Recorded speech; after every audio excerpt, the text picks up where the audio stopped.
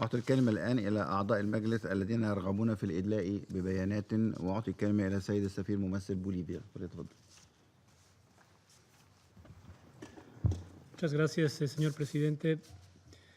Antes de empezar nuestra intervención, Bolivia desea, en primer lugar, expresar su condena ante el criminal atentado perpetrado el día de ayer en la provincia de Helmand, Afganistán, que cobró la vida de 13 personas y dejó varios heridos. Asimismo, Bolivia desea expresar su solidaridad con las familias de las personas fallecidas y con los damnificados a consecuencia del paso del huracán Harvey en Texas, aquí en los Estados Unidos. Señor presidente, agradecemos el informe brindado por el representante especial del secretario general para Libia y jefe de la misión de apoyo de las Naciones Unidas en Libia, el señor Ghassan Salame, a quien aprovechamos para desearle el mayor éxito en las delicadas labores que le han sido asignados. Asimismo, agradecemos el informe proporcionado por el embajador Karl Skau sobre los trabajos del Comité 1970. Señor presidente, tomamos nota de los avances alcanzados por la Asamblea Constitucional Libia, cuyo trabajo se tradujo el 29 de julio pasado en la aprobación del proyecto de una nueva constitución que debe ser sometida a referéndum popular antes de entrar en vigencia. Consideramos que el compromiso de diálogo político demostrado por las partes durante el periodo reportado debe mantenerse y debe reflejarse en la celebración de un proceso de consulta popular transparente que le permita al pueblo de Libia definir su futuro y llevar adelante una transición política pacífica, ordenada e inclusiva.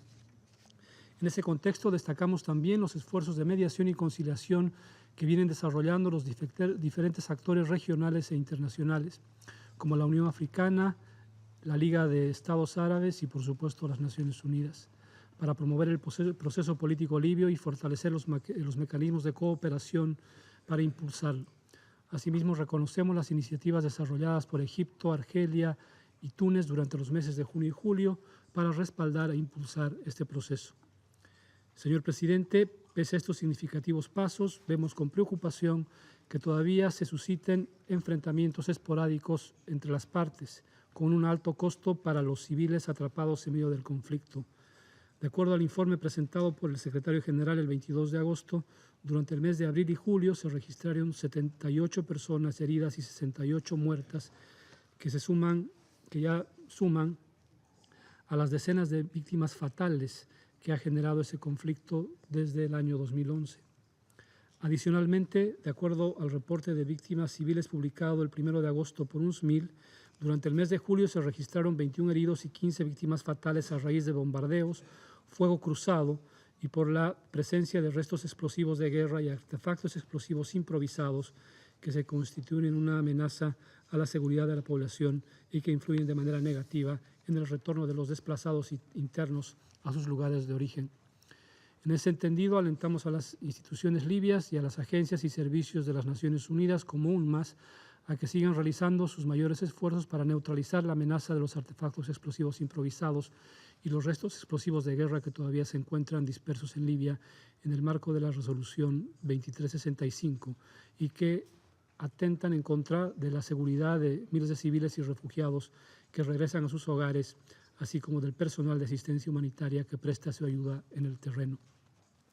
Por otra parte, vemos con preocupación la terrible situación de los refugiados y migrantes que, de acuerdo al reporte del secretario general, continúan siendo víctimas arbitrariamente por las partes y son detenidas más bien arbitrariamente por las partes y son sometidas a tratos degradantes, tortura, violencia sexual y denegación de asistencia médica, aspecto que se ve exacerbado por la proliferación de organizaciones criminales y redes de tráfico de personas que, de acuerdo al reporte de la OIM, referido en el informe del secretario general, estarían vinculados a mercados de venta de esclavos. A ello se suma el alarmante número de migrantes que han perdido la vida en el mar Mediterráneo, que, de acuerdo al informe publicado por la misma OIM, desde enero hasta agosto de 2017 supera las 2.200 víctimas mortales. Saludamos los esfuerzos realizados por Italia en este tema.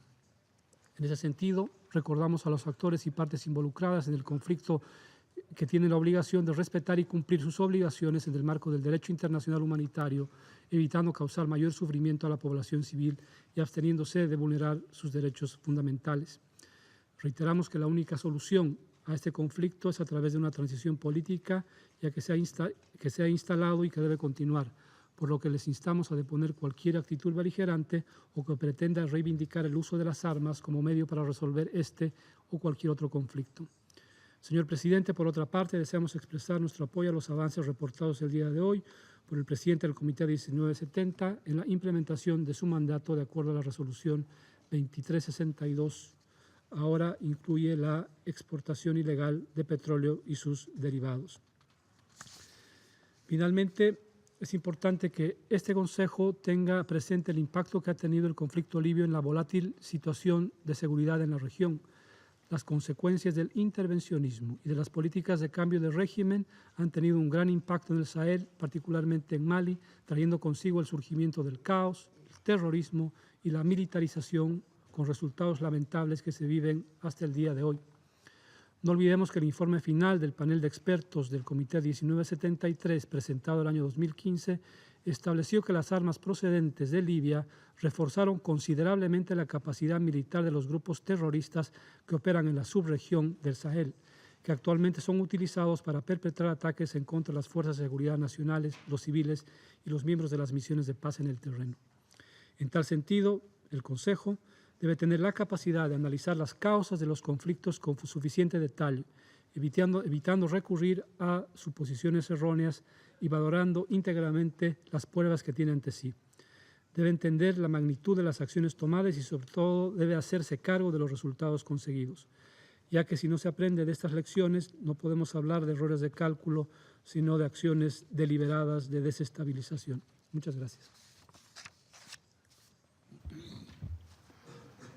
أشكر السيد السفير ممثل بوليفيا على إحاطته، وأعطي الكلمة الآن إلى السيد السفير ممثل الأوروغواي، فليتفضل.